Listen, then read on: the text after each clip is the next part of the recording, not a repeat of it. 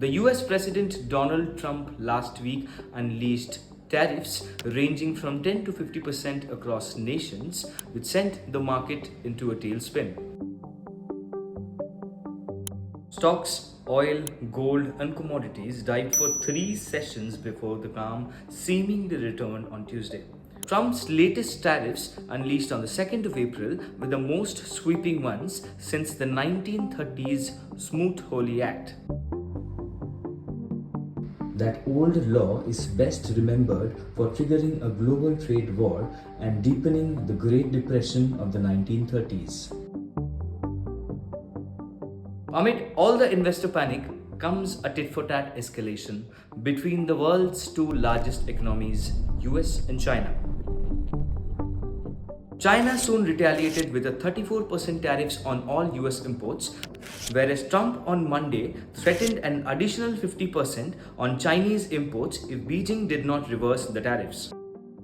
But Beijing has now warned that it will fight to the end if the US continues to escalate the trade war.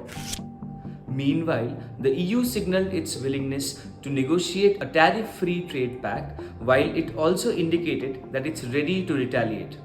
The EU chiefs said that they are ready for a 0-for-0 tariff deal on industrial goods, while they face a 25% US tariff on steel, aluminium, and cars, along with 20% duties on nearly all other goods.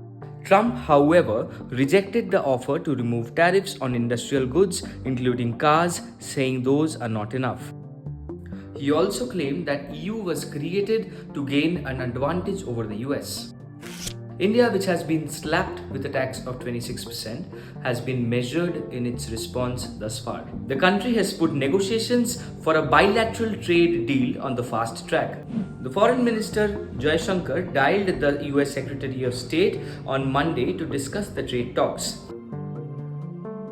India may see a decline in exports to the US of $5.76 billion or 6.41% this year, said the experts. Exports of fish may fall by 20.2% and iron and steel articles by 18%, an analysis by the trade policy think tank GTRI showed this week.